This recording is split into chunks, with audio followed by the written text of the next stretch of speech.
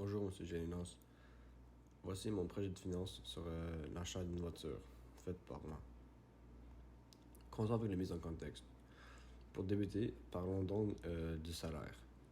Donc, mon ami travaillerait 5 heures par semaine pour 3 jours de travail par semaine et avec un salaire minimum de 15 à 25 pour 52 semaines par année, qui nous donne un total de 11 895 par année.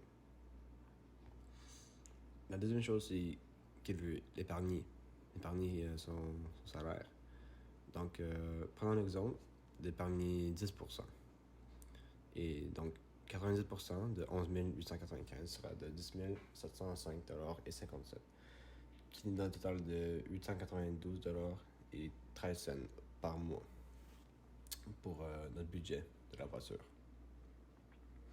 Ce qui fait qu'on aura 1189 et 50 cents pour nos loisirs et si on veut l'épargner dans un compte juste pour la garder pour plus tard ou si on veut le dépenser sur des loisirs ou quelque chose. Parlons du déplacement par semaine. Donc, dans le contexte, on conduit une moyenne de 200 km par semaine, mais parce qu'on commence à aller au cégep, la distance d'aller à la maison, à l'école, est de 15 km. On le fait 2 fois par jour, donc 30 km, et on a 5 jours d'école par semaine, donc au total de 150 km par semaine. Si on ajoute aux 200 km du début, on aura 300 km par semaine de déplacement. Nous parlons de la prochaine affaire, c'est les loisirs. Donc, j'ai trouvé juste quelques exemples de loisirs. La première, c'est l'entraînement. Et pour l'entraînement, j'ai trouvé sur M-Fitness, puis ça coûtait environ 50 $ et 70 cents par mois. Deuxième loisir, c'est le cinéma. Et le cinéma à Star City et l'admission est de 11 $ et 50 cents. La troisième que j'ai trouvée était, par exemple, si on veut faire de l'escalade à Altitude Gym. Et l'admission était de 22 $ et 50 cents chaque admission. Et on peut louer les affaires pour faire de l'escalade avec. Parlons de la première situation. Donc, la première situation, c'était juste avoir une voiture qu'on aurait pour les 12 mois de l'année et j'aurais pour au moins 5 ans. La voiture que j'ai trouvée était une 2013 Hyundai Elantra GL. Parlons du coût de voiture. Avant les taxes, la voiture est de 10 999 $ et après les taxes d'environ 15%, ça vient à 12 648 $ et 85 cents. Parlons du prix de la voiture. Le prix de la voiture était de 9,99%, ce qui fait que le tout total était de 16 055 $ et 67 cents. Ce qui nous donne un coût par mois de 268 $ et 69 cents par mois pour 5 ans. Et parlons des autres coûts. Les autres coûts, plus que juste le coût de la voiture, et j'ai trouvé tous ces coûts-là sur carcost.ca. Donc, toutes les données que je vais vous montrer viennent tous du site. Parlons de l'essence. Donc, ce que j'ai trouvé, c'était pour cette voiture, l'essence va coûter 153 $ et 83 cents par mois. La deuxième affaire, c'est les assurances. Donc, j'ai trouvé assurance qui serait de 104 $ et 92 cents par mois. Le truc avec l'assurance, c'est une assurance moyenne. Ça veut dire que y a d'autres facteurs qui vont influencer le taux d'assurance, comme l'âge, le sexe, le pouvoir de la voiture, la marque et autres facteurs similaires.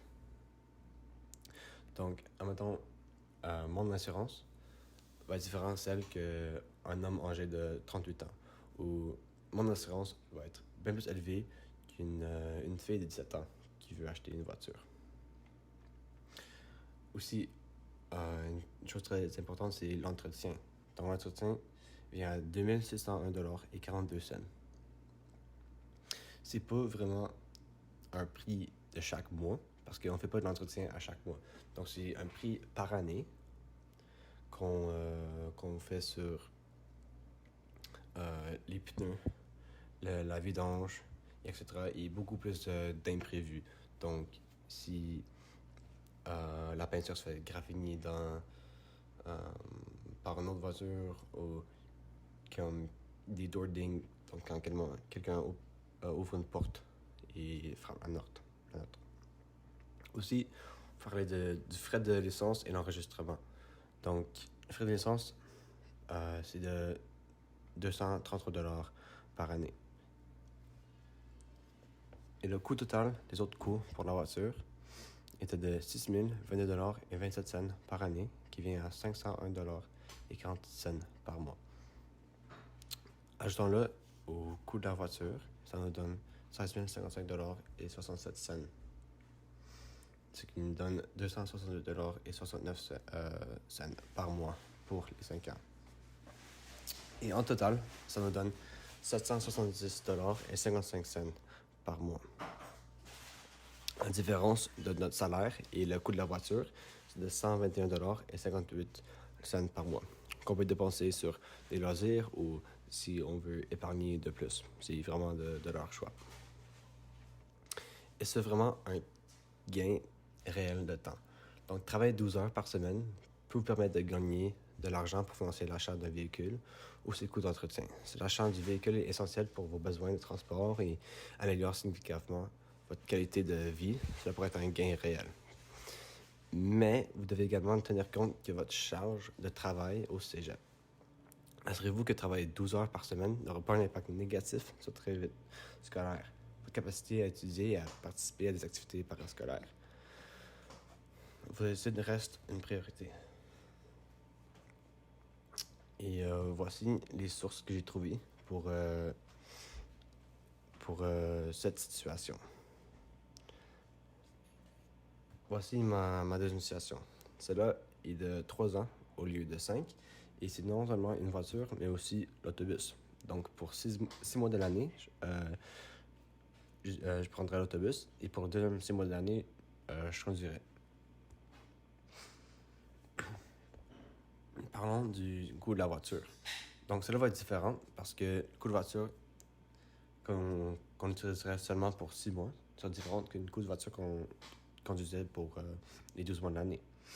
Donc, avant taxe, ce serait de 11 627$, 167$. Et après les taxes d'environ 15%, ce serait de 13 428$ et 55 cents. Parlons des prêts. Les prêts que j'ai trouvés pour cet montant étaient de 14,50%. Ajoutons-le au coût de voiture. Le coût total vient à 15 375$ et 89 cents. Ce qui nous donne un coût de 462$ et 22 cents par mois pour les 3 ans. Parlons donc des autres coûts.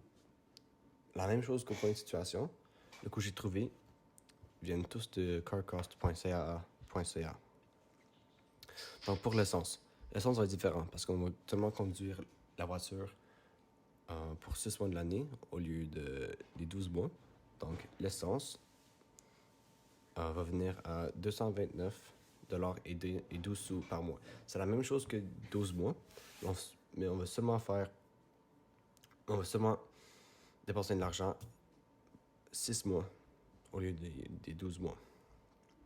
Et les assurances, c'est le même premium chaque mois de 101$ et 83 cents par mois, mais on commence à se faire charger 6 fois par mois au lieu des 12 mois. Donc, on garde la moitié pour épargner ou faire ce qu'on veut avec. Parlons de l'entretien. L'entretien, c'est un peu moins cher que l'autre parce que on fait bien plus, on conduit bien plus dans cette situation. L'entretien va être différent. Donc, on va faire peut-être une vidange une fois par année au lieu de 2 fois. Les pneus vont être changés moins régulièrement, et etc. Et les imprévus, on va avoir beaucoup plus parce qu'on va conduire beaucoup moins. Et la frais de licence et enregistrement, c'est la même chose 233 $ par année. Les coûts total des autres coûts pour la voiture vient à 3058 $ et 70 cents par année. Et on divise ça par 6, ça nous donne 509 $ et 78 cents par mois. Plus le coût de la voiture, qui est de 15 375 $ et 89 cents par année, ce qui rend 462 $ et 22 cents par mois pour les 3 ans. Le coût total est de 972 $ par mois. Parce que je comprends que c'est plus cher que l'argent qu'on fait chaque mois, mais il va conduire la voiture pour le deuxième 6 mois de l'année.